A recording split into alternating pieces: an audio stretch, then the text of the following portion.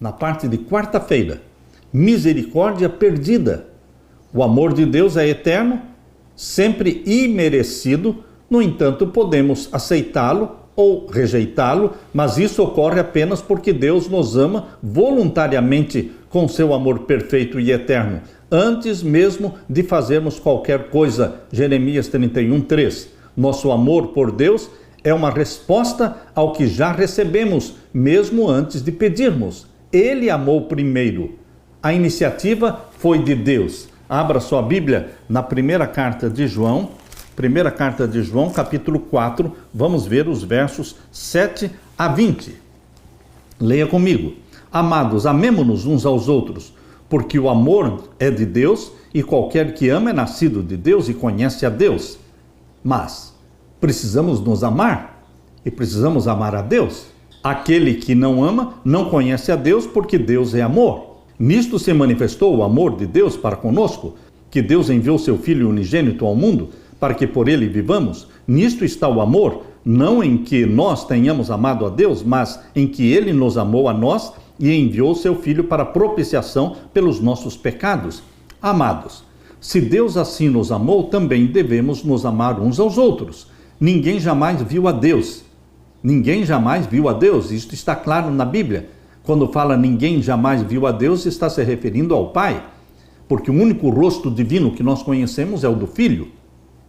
Se nós amarmos uns aos outros, Deus está em nós, e em nós é perfeito o seu amor. Nisso conhecemos que estamos nele, e ele em nós, pois que nos deu do seu Espírito.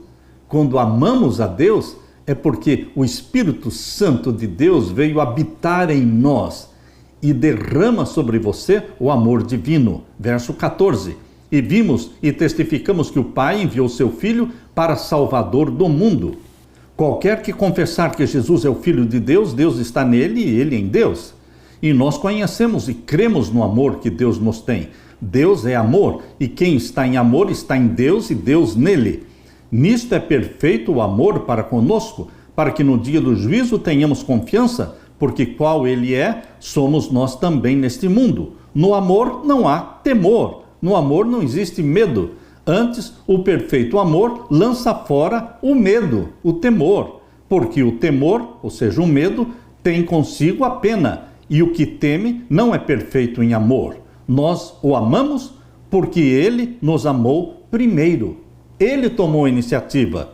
Nós somente correspondemos ao amor já revelado, já provado, indiscutivelmente foi provado pela dádiva de Jesus Cristo, pela morte de Jesus na cruz. Eu preciso corresponder a esse amor.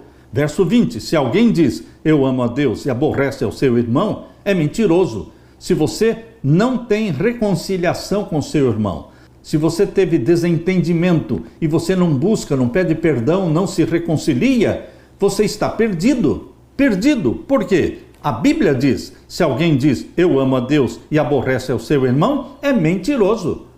Pois quem não ama o seu irmão, ao qual viu, como pode amar a Deus, a quem não viu? Meu querido irmão, o amor de Deus sempre vem em primeiro lugar. Se ele não nos amasse primeiro, não poderíamos amá-lo em retorno. Embora Deus nos tenha criado com a capacidade de amar e ser amado, ele próprio é a base e a fonte do amor. No entanto, temos a escolha de aceitar esse amor e em seguida refleti-lo na vida. Essa verdade é exemplificada na parábola do servo que não queria perdoar. Ora, aquele servo que foi perdoado, mas não queria perdoar ao seu amigo, então o seu perdão foi anulado. Abra sua Bíblia e veja essa história em Mateus capítulo 18, os versos 23 a 35. Por isso o reino dos céus pode comparar-se a um certo rei, o rei aqui é Deus, que quis fazer contas com os seus servos. E começando a fazer contas, foi-lhe apresentado um que lhe devia 10.000 talentos. O que significa isso? 10.000 talentos significa uma dívida impagável. Uma dívida que levaria pelo menos 200.000 anos de trabalho para ser pago. Quem viveria 200.000 anos para pagar a dívida? Isso era impagável. Isso era impagável, impossível. Mas o rei perdoou este servo que lhe devia 10.000 talentos. E não tendo ele com o que pagar, o seu senhor mandou que ele, sua mulher e seus filhos fossem vendidos com tudo quanto tinha, para que a dívida se lhe pagasse. Então aquele servo, prostrando-se, o reverenciava, dizendo: Senhor, seja generoso para comigo, e tudo te pagarei. Então o senhor daquele servo, movido de íntima compaixão, soltou e perdoou-lhe a dívida. Isso é graça divina. Ele se propôs a pagar, só pediu tempo, mas ele não sabia o que estava falando. Era impossível pagar essa dívida. Por isso, Deus perdoa as nossas dívidas, perdoa os nossos pecados, e Ele nos salva, porque é-nos impossível alcançar a salvação por nossos próprios méritos. E este servo foi então perdoado por esta dívida de 10.000 talentos. Agora, veja o que aconteceu em seguida. Verso 28. Saindo, porém, aquele servo encontrou um dos seus conservos que lhe devia 100 dinheiros, 100 denários. Ou seja, era uma dívida pequena em comparação com a dele que foi perdoada. E lançando mão dele, sufocava-o, dizendo: paga-me o que me deres. Então o seu companheiro, prostrando-se aos seus pés, rogava-lhe, dizendo: seja generoso para comigo, e tudo te pagarei. Ele, porém, não quis, antes foi encerrá-lo na prisão, até que pagasse a dívida. Vendo, pois, os seus conservos o que acontecia, contristaram-se muito e foram declarar ao seu senhor tudo o que se passara. Então o seu senhor, chamando-o à sua presença, disse-lhe: servo malvado, perdoei-te toda aquela dívida, porque me suplicaste. Não devias tu, igualmente, ter compaixão do teu companheiro, como eu também tive misericórdia de ti? E indignado, seu senhor o entregou aos atormentadores, até que pagasse tudo o que devia. Assim vos fará também meu Pai celestial, se do coração não perdoardes cada um ao seu irmão as suas ofensas. O princípio aqui é perdão. Nós precisamos, carecemos do perdão de Deus para sermos salvos. Precisamos. E são muitos os pecados, mas Deus nos perdoa. Mas, como você está agindo com aqueles que ofenderam você? Como você está agindo com aqueles que pecaram contra você? Será que você está disposto a perdoar, assim como Deus perdoou você? Você está disposto a perdoar o seu irmão, o seu amigo, aquele que traiu você, aquele que caluniou você? Como você age? Se nós não perdoarmos aqueles que nos ofenderam, Deus também não perdoará a nossa dívida. Muitos vão se perder, não porque não foram perdoados, mas porque não perdoaram. E quando nós nos negamos a perdoar aqueles que nos ofendem, Deus então cancela o nosso perdão, porque a Bíblia diz: perdoem para que sejam perdoados. Na parábola, era impossível aquele servo pagar a dívida. Ele devia ao Senhor 10.000 talentos. Um talento equivalia a cerca de 6.000 denários. Um denário era o trabalho de um dia, e um denário era o que um trabalhador recebia por um dia de trabalho.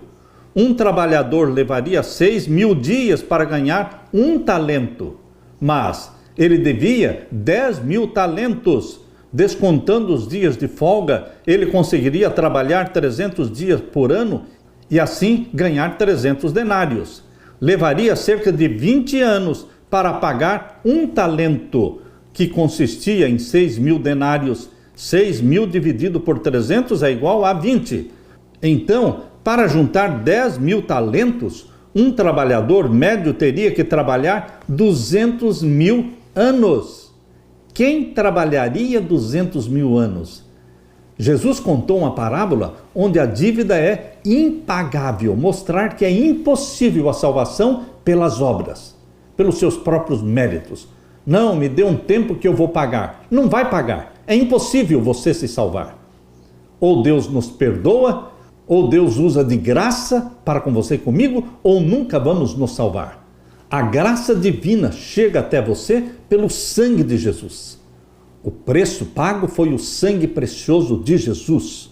Porém, quando o servo perdoado se recusou a perdoar a dívida muito menor de 100 denários de um dos seus conservos e o lançou na prisão por causa da dívida, o Senhor ficou indignado e anulou o seu perdão. Então é possível você ser perdoado e depois Deus anular o seu perdão? É possível.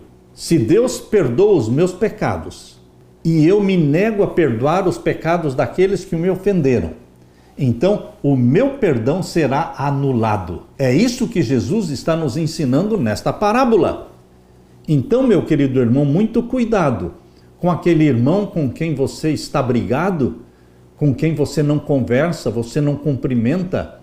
Se ele está numa festa, se ele está numa casa, você não comparece lá porque você está de mal com ele. Vocês estão sem se conversar há meses, há anos. Existem adultos que estão brigados há anos, mas eles estão frequentando a igreja, eles estão devolvendo o seu dízimo, eles estão guardando os mandamentos de Deus, eles pensam estar salvos, mas eles estão perdidos, porque eles não perdoaram os seus ofensores. Não existiu a reconciliação. Para que o perdão que recebemos de Deus não seja cancelado, nós precisamos perdoar. É o marido que perdoa a esposa, é a esposa que perdoa o marido, é o empregado que perdoa o patrão, é o patrão que perdoa o empregado, são amigos que se perdoam. O perdão que eu dou é o perdão que eu recebo. Amando é que se é amado, é perdoando que se é perdoado. Aleluia!